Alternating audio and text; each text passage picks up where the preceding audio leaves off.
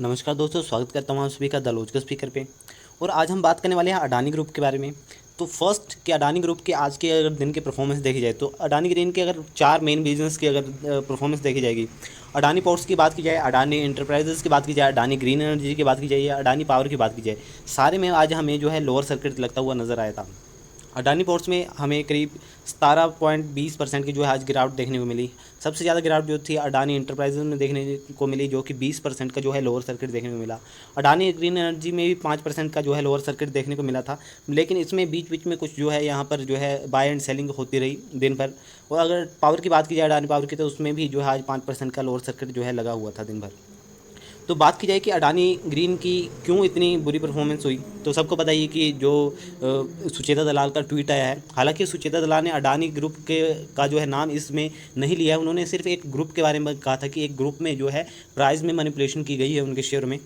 साथ ही में उस केस से जुड़ा अडानी ग्रुप से जुड़ा एक केस भी सामने आया है, जिसमें फ़ॉरेन के इन्वेस्टर जो है चार उनके जो है खाते जो है सीज़ किए गए हैं, ताकि वो अडानी इंटरप्राइजेस के जो शेयर हैं उनको खरीद बेच ना सकें।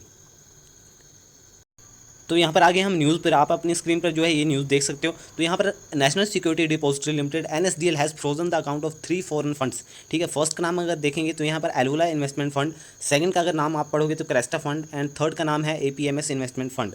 तो अगर इन तीनों के अकाउंट को जोड़कर अगर देखा जाए तो यहाँ पर 43,500 करोड़ के जो शेयर थे वो इन तीन अकाउंट में जो थे हमें देखने को मिले थे, जो कि सारे शेयर जो थे अडानी ग्रुप के से यहाँ पर जो है मेरे खाते से मतलब कि अडानी ग्रुप के थे। जो 43,500 एक बहुत बड़ी रकम है शेयर में इन्वेस्ट करने की। ठीक है, तो इसी वजह से जो थी प्राइस में इतनी इन्फ्लेशन आई थी, या प्राइस में इतनी जो हम कह सकते हैं कि इतनी तेज़ी से जो प्राइस अडानी ग्रुप के भाग रहे थे, वो इसी वजह से भाग रहे थे, जिसकी वजह से NSDL की जो डिपॉजिटरी है वहाँ पे जो था इन शेयरों की एंट्रीज होती हैं, मतलब कि जो भी शेयर हम खरीदते हैं वो कहीं ना कहीं स्टोर होते हैं। तो हमारे इंडिया में दो ही जगह जो है स्टोर होते हैं, एक NSDL में और एक होता है CSDL में। तो अगर लोकल कस्टमर है, मतलब कि इंडिया के अगर कस्टमर है, तो उनके जो है मैक्सिमम अकाउंट जो होते हैं वो CDSL में होते हैं। ठीक है, CDSL का शेयर जो है लिस्टेड भी है हमारे बॉम्बे स्टॉक एक्सचेंज पे। साथ में अगर बात की जाए NSDL की, तो NSDL में जो है मैक्सिमम जो फॉरेन इन्वेस्टर होते हैं उनके जो है ज़्यादा जो है शेयर वहीं पर जो है सेव होते हैं, या हम कह सकते हैं स्टोर किए जाते हैं।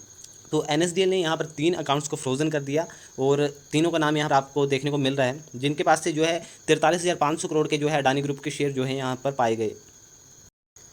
हालांकि शेयर में इन्वेस्ट करना कोई ऐसे इलीगल काम नहीं है। अगर आप यहाँ से अगर विदेश में अगर किसी शेयर में इन्वेस्ट करते हो तो वो भी इलीगल नहीं है, पर यहाँ पर जो मामला था वो अलग था कुछ।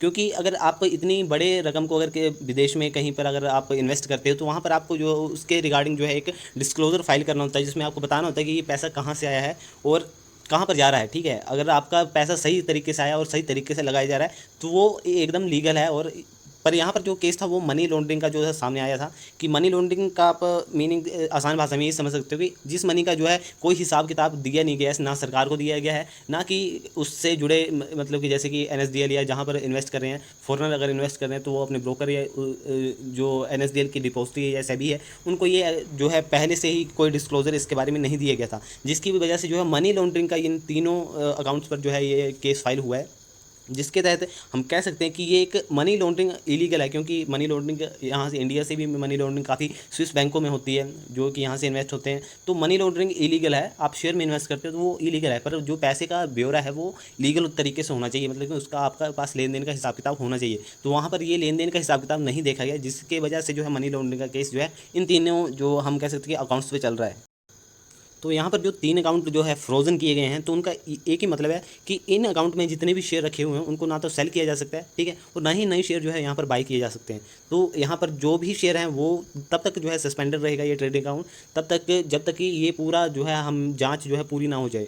NSDL से सेबी से और फॉरेन इन्वेस्टर का जो अलग से पॉलिसी होती है, उसके तहत जितने भी जाँच एजेंसी बैठेंगी यहाँ पर जो भी जाँच होगी, और जब तक वो पूरी नहीं हो जाती तब तक ये फ्रोज़न ही रहेंगे अकाउंट, ठीक है। और जब तक जो है ये फ्रोज़न हैं, ये इसकी कोई हम कह सकते हैं कि टाइम लिमिट नहीं है, हो सकता है 1 साल 2 साल 3 साल या इससे लंबे साल के लिए भी जो है फ्रोज़न रह सकते हैं, जब तक कि ये सारा ब्यौरा वो इन्वेस्टर नहीं देते। तो अब हम बात करते हैं सुचेता दलाल का जो ट्वीट आया है उसका, और अडानी ग्रीन के या अडानी ग्रुप के शेयरों का गिरना में क्या जो है हम संबंध जो है स्थापित कर सकते हैं। ये जो बात की जाएगी बिल्कुल जो है लॉजिकली की जाएगी, इसमें ना कोई हम मैजिकल ट्विस्ट लाएंगे या ना ही कोई कॉन्स्पिरेसी थ्योरी जो है लाएंगे। ठीक है, तो स्टार्ट करते हैं ट्वीट से। तो ट्वीट में जो है सुचेता दलाल ने साफ ये कहा था कि एक पर्टिकुलर ग्रुप है जिसके शेयरों में जो है मैनिपुलेशन की गई है।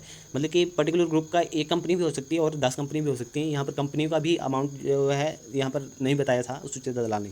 सेकंड थिंग कि उन्होंने अडानी ग्रुप ऐसा भी नाम नहीं बताया था, सिर्फ यही कहा था कि एक ग्रुप है जिसके एक साल में जो है शेयरों में काफ़ी ज़्यादा मैनिपुलेशन की गई है, शेयरों को जो है बढ़ाया चढ़ाया गया है।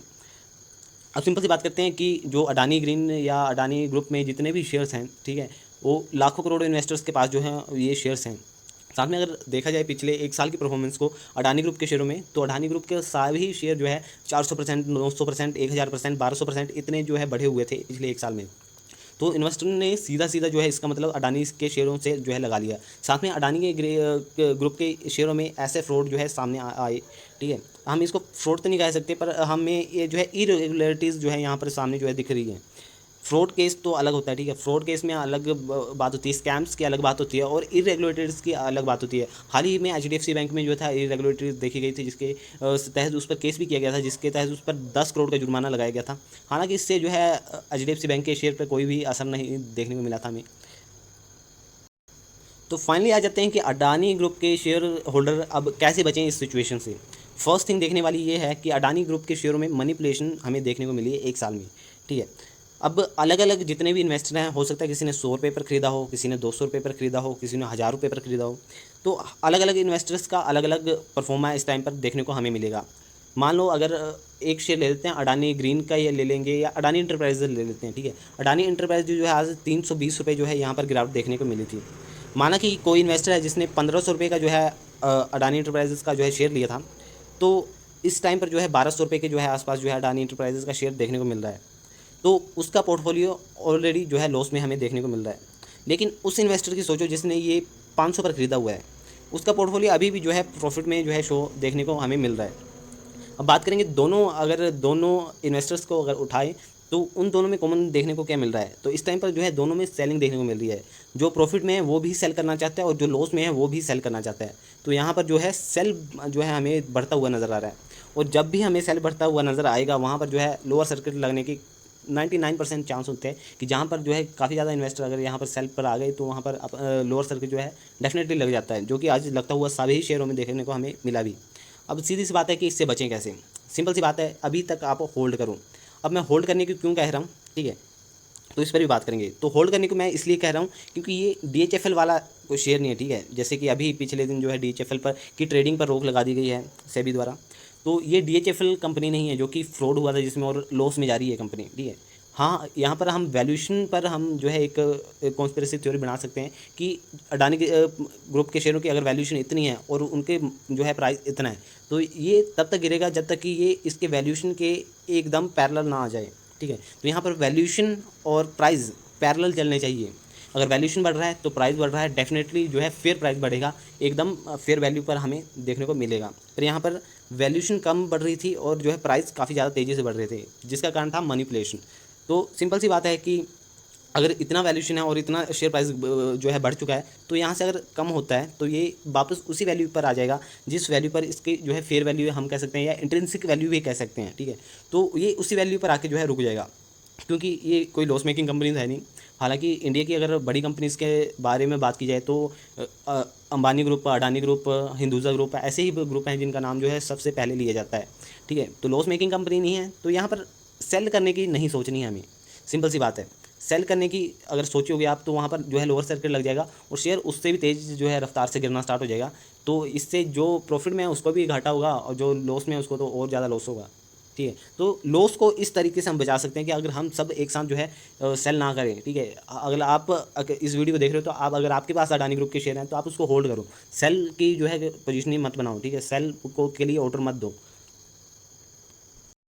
तो आज के लिए बस इतना ही। तो आज हमने देखा कि हमारे जो अडानी के ग्रुप से जुड़ी एक न्यूज़ थी, जिसकी वजह से जो है आज हमें इस पर पाबंदी हुई लगती हुई नज़र आई। साथ में अगर परफॉर्मेंस की बात की जाए तो सारे शेयरों में जो है आज की परफॉर्मेंस से हमें जो है कमी के साथ जो है बरकरार देखने को मिली। अब कल क्या होगा इसमें कोई कुछ नहीं बता सकते, क्योंकि हालांकि हो सकता है कि काफ़ी ज़्यादा शेयरों में कल भी लोअर सर्किट लग सकता है, या थोड़े हमें कम वैल्यूएशन पर जो है कम प्राइस पर देखने को मिल सकते हैं।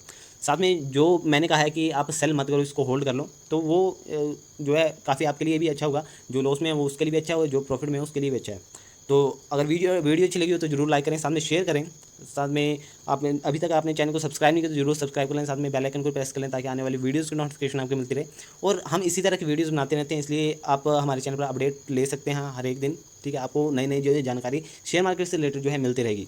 तो मिलते हैं नेक्स्ट किसी वीडियो में, तब तक के लिए इतना ही।